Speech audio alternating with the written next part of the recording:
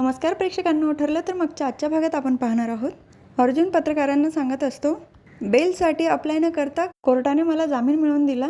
तुम्ही जे प्रश्न विचारताय ते व्हॅलिड नाही आहे. तर सायली म्हणते, मी जो प्रश्न विचारला का अशिलाकडे फीस देण्यासाठी पैसे नसतील तर वकील त्याचा खून करेल, या प्रश्नावरच हास्य येत आहे. अशा आरोप कस काय लावू शकता तुम्ही? आज यांना जामीन मिळाला आहे आणि उद्या ते निर्दोष आहे म्हणून सिद्ध पण होईल. तेव्हा उद्या याच ठिकाणी आपण भेटूया. प्रिया मनातच विचार करते, अर्जुन सायलीच्या हातामध्ये अजून दुसरा काही पुरावा तर नसेल, एवढे कॉन्फिडन्सली कसं का बोलतं हे. ती बाजूला जाऊन अधिराजला मेसेज करून सांगते, आत्ता नेहमीच्या कॅफेमध्ये मला भेटशील का? तर नागराज काका महिपत शिकरेंना म्हणत असतात, तो दीक्षित तुला नक्की बाहेर सोडवणार, पण माझं काय? महिपत शिकरे म्हणतात, टेन्शन घ्यायचं नाही नाग्या, त्याचा निकाल एखादा जजने देणार आहे तर हा महिपत देणार आहे. मी काढणार तुला बाहेर आणि काढू नाही शकलो तर इथून पळून जायचं. नागराज काका म्हणतात, पळून जाणं एवढं सोपं वाटतं का महिपत तुला? तर महिपत शिकरे म्हणतात, बाकीच्यांना शक्य आहे का नाही माहीत नाही, पण मला आहे. पळून घ्यायचं आणि गुपचूप झोपायचं. लवकरच गुबगुबीत गादीवर झोपणार आहे हे लक्षात घ्यायचं. प्रिया कॅफेमध्ये आलेली असते आणि तिथे अधिराज पण असतो. हे फक्त कॅफेमध्ये येणं आणि लगेच निघून जाणं हे मला नाही आवडत आहे. आपण 2-3 दिवसासाठी मस्त बाहेर जाऊया, दोघंच आपण एकमेकाच्या सोबत असूया, किती छान वाटेल हे सगळं बघायला.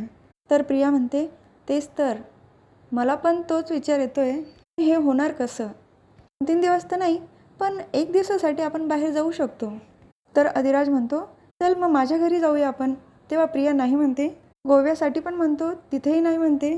प्रिया स्वतःच सांगते, उद्या आपण 3 वाजेपर्यंत आलो पाहिजे, त्या हिशोबाने लोणावळ्याला जाऊया. तेव्हा अधिराज पण तयार होतो. तर ती बॅग पॅक करण्यासाठी सुद्धा घरी जात नाही. फोनवरच अश्विनला तसं कळवते, अरे अश्विन, माझ्या कंपनीने माझे डिझाईन सिलेक्ट केले आहे, त्याचं प्रेझेंटेशन आज द्यायचं आहे, त्यासाठी बँगलोरला जावं लागेल. अश्विन तर खूप खुश होतो आहे ऐकून. अगं खूप छान बातमी दिली, पण असं एकाच दिवसामध्ये सगळे डिझाईन तयार करून दाखवता येतात? प्रिया सांगते, अरे तेच ना, वेळ कमी आहे म्हणून लगेच निघावं लागणार आहे. पण घरात सर्वांना तुझ्या हिशोबाने सांगशील का? तिकडून आल्यानंतर कोणी माझ्यावर चिडायला नको ना. तेव्हा अश्विन म्हणतो, अगं चिडणार कशाला, सगळ्यांनाच तुझा अभिमान वाटेल. I am proud of you, तू नक्की जा. अधिराज पण बाजूला येऊन सायलीला तसं कळवतो, प्रिया आणि मी लोणावळ्याला निघालो आहे. ती खूपच फोर्स करते आत्ताच्या आत्ताच निघायला पाहिजे म्हणून. तेव्हा तिला नक्कीच तिथं कोणाला तरी भेटायचं असेल आणि ती माझा वापर करून घेते. सायली पण त्याला सांगते, मी तिच्यावर बारीक लक्ष ठेवा भाऊजी. अधिराज पण सांगतो, तू टेन्शन घेऊ नको, मी माझं काम अगदी व्यवस्थित करेल. फोनवर बोलतच असतो. त्याच वेळेला तिथे प्रिया येते आणि त्याच्या खांद्यावर डोकं टेकून म्हणते, चल निघायचं? अधिराज लगेच वेगळा विषय बोलतो, आजच्या सगळ्या मीटिंग कॅन्सल करा.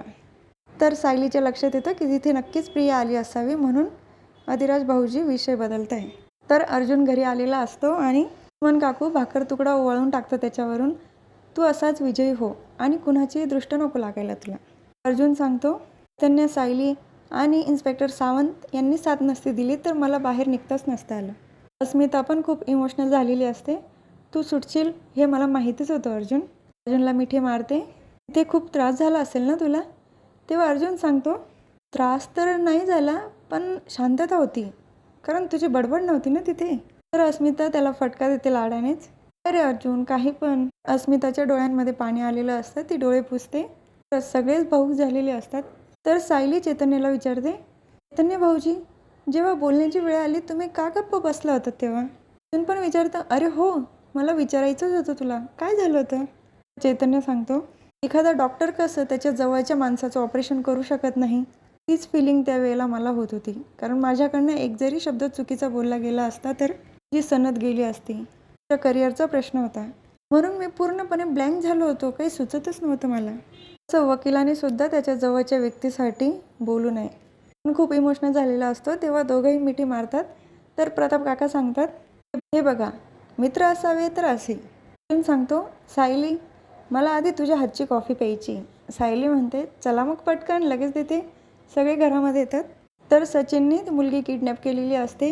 ही त्याच वकिलांची मुलगी जे वकील महिपत शिकरेंची केस लढणार असतात.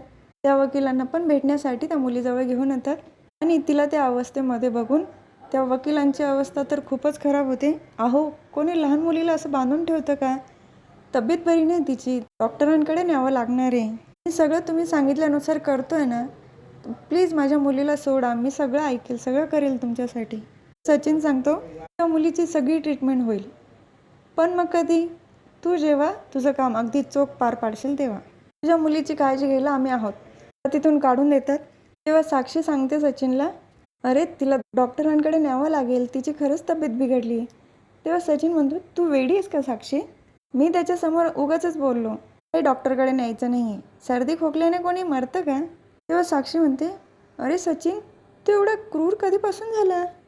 तर सचिन सांगतो, अगं मी असा नाही आहे, आपलं कामच तसं आहे ना, तेव्हा व्हावं लागतं असं, तू टेन्शन घेऊ नको.